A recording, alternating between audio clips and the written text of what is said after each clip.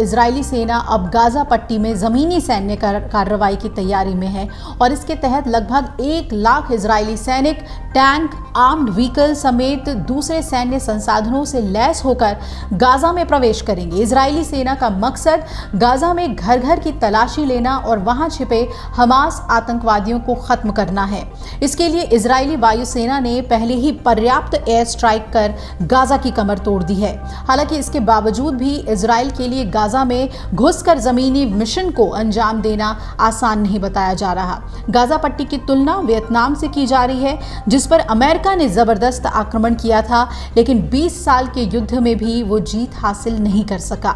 Vietnam में भी सुरंगों की भूल भुलैया थी, जिसमें अमेरिकी सेना जिसे पार नहीं कर सकी। ठीक वैसे ही सुरंगों का जाल हमास ने गाजा पट्टी में भी बिछाया हुआ है।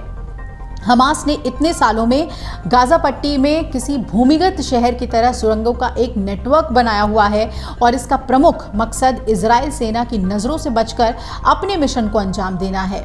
ज़मीन के ऊपर हमास के लड़ाके हर वक्त इजराइल की नज़रों के सामने होते हैं। ऐसे में इजराइल जब चाहे तब उनका शिकार कर लेता है, लेकिन ज़मीन के अंदर घुसने के बाद उनके बारे में पता लगाना काफ़ी मुश्किल होता है।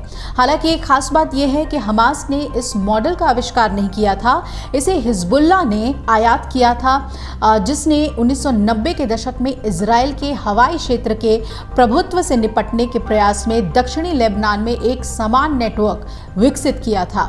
इन सालों में हमास ने गाजा पट्टी में लगभग एक भूमिगत शहर की तरह सुरंगों का एक पूरा नेटवर्क बना लिया और इसके बाद उन्हें एहसास हुआ कि वो इजरायली सेना की ताकत का सामना नहीं कर सकते। उन्होंने सुरंगों का एक नेटवर्क बनाया जिसका उन्हें बहुत फायदा मिला। हालांकि महत्वपूर्ण बात यह है कि हमास ने इस मॉडल का आविष्कार नहीं किया था और इसे 1990 में हिजबुल्लाह ने आयात किया था।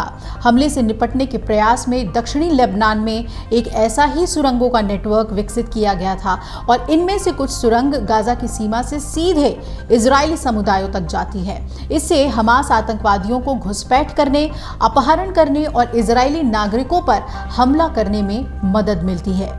अंतर्राष्ट्रीय रिपोर्ट्स बताते हैं कि युद्ध के 5वें दिन भी दोनों पक्षों की ओर से कड़े जवाबी हमले किए जा रहे हैं, जिनमें चरमपंथी संगठन हमास के लड़ाकों और इजरायली सैनिकों की भी एक बड़ी संख्या है जो मारे गए हैं। इजरायली शनिवार को हमले के बाद दी गई चेतावनी के बाद लोग ज़रूरी सामान खरीदने के लिए दुकानों की तरफ दौड़ पड़े।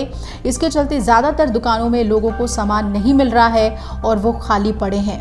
तो ये स्थिति है इस वक्त युद्ध के बाद इजराइल और गाजा पट्टी की। अमर उजाला अब आपके टीवी पर भी। अपने स्मार्ट टीवी पर YouTube पर सर्च करें अमर उजाला, चैनल सब्सक्राइब करें और देखें ताज़ा खबरें, वो भी HD क्वालिटी में। और हाँ, बेल आइकन दबाना ना भूलें ताकि हर खबर हो आपके घर। अमर उजाला, निष्पक्ष, निर्भीक, निरंतर।